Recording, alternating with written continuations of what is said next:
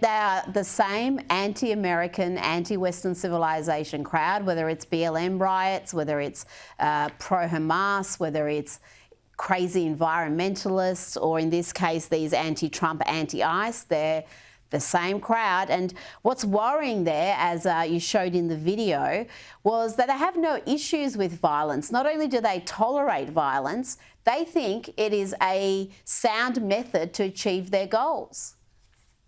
Absolutely. No question about it.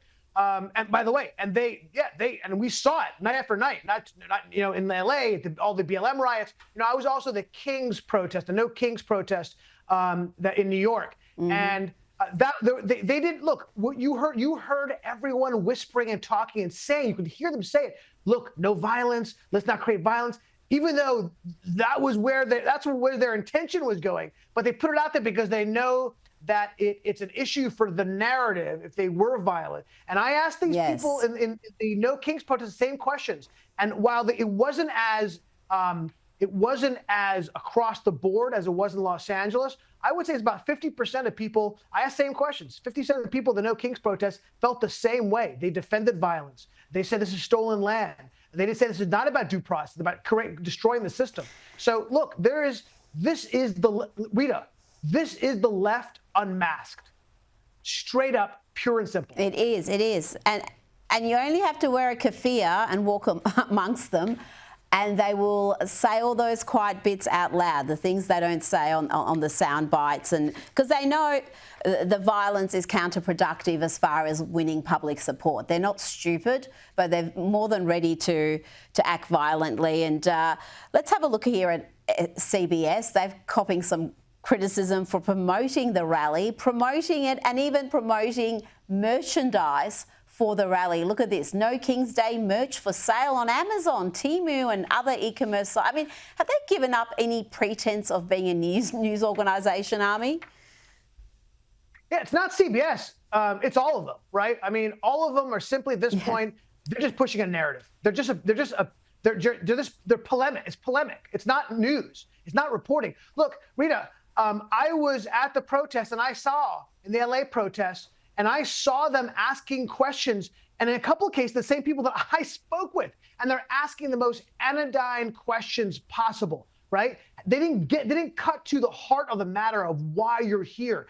They could have asked the same questions I did. It's obvious the night before there was a tremendous amount of violence. They didn't ask them anything about the violence, whether or not you supported them. This is how the media, mainstream media works. They are pushing narratives. They are not trying to report on actual news on what's happening. And it frankly reminded me of the BLM riots. The same thing. I asked the BLM rioters the same type of questions about America, the heart of how they believe, what they believed in, and then saw CNN and NBC and CBS and ABC ask ridiculously questions that didn't get to the heart of anything. I saw, Rita, I was at, if you remember, the burning down of the federal building in Portland. And I remember that all these camera crews, their cameras were down when these BLM rioters were trying to burn the building down.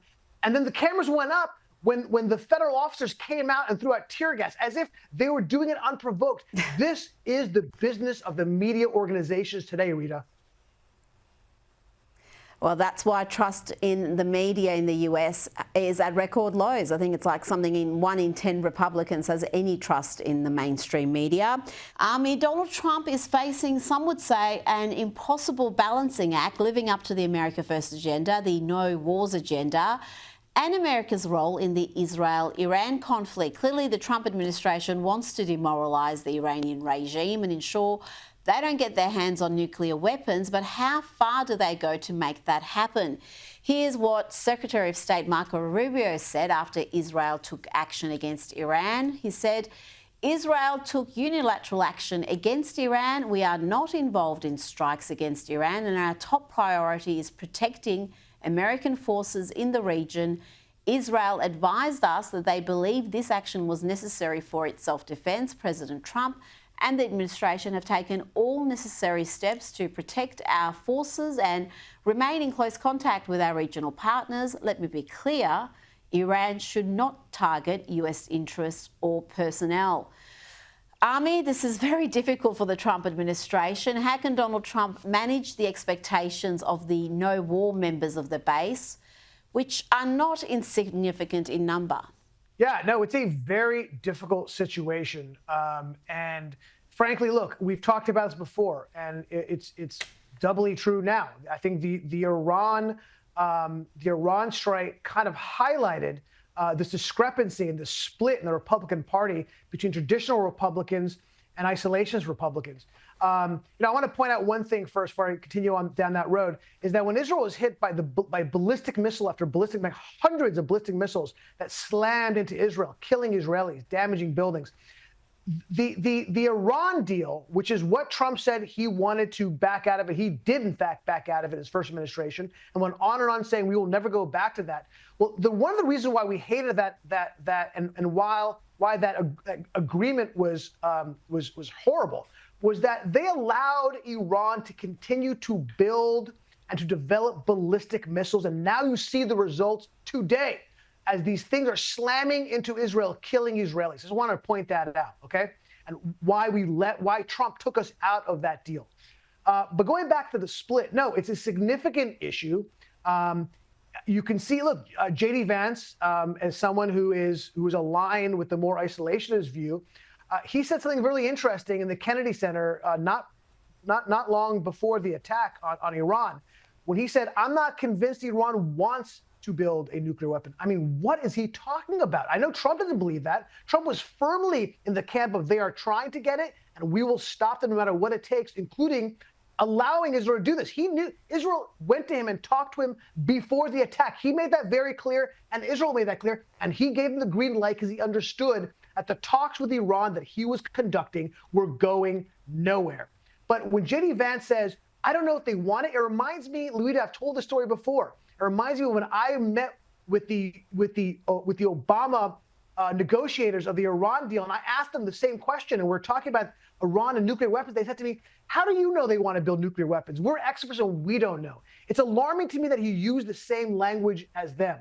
But look, Trump is firmly in the camp of we have to stop Iran, and I'm glad that he did. I think the world is better off for it, frankly. Well, what do you see happening next? Are we going to see this conflict continue until Iran is demoralised to a point that any ambitions of having nuclear weapons is gone for the time being? Or really, if you need to cut off the head of the snake, do you need to have regime change? Because the mullahs aren't going to stop after this. They're just going to regroup and launch the next campaign. Look, regime change is, of course, ultimately what everyone wants, right? Remember this. The Iranian people are great. Look, I am Iranian, okay? The Iranian people are pro-Western. A lot of them are pro-Israel, frankly. They're very practical. They understand how the world works. The compact between the regime and its people, the reason why the regime is still around is because they made a deal. They said, look, don't get involved in the way we run the country, and we will allow you to have a great life, a material life, business and money. Well, they failed, and they failed the Iranian people, that compact, right? And I think that ultimately that's what is going to push regime change, and that should come internally. We should not be pushing it ourselves, although we shouldn't be hindering it. Look, if you guys remember, there was a point in time where there was a possible revolution brewing in Iran, and Obama did not do anything to help the revolutionaries flip the regime. No. We definitely don't want troops on the ground. No question about it. But you want to help the people who are trying to reform that country. And he didn't do it. So yes, look, ultimately we don't know what's going to be the end result. That one of his great failures there was Army, where the Iranian people were putting their lives on the line, and America was entirely missing in that episode. Army Horowitz, thank you so much for your time tonight. Always a pleasure.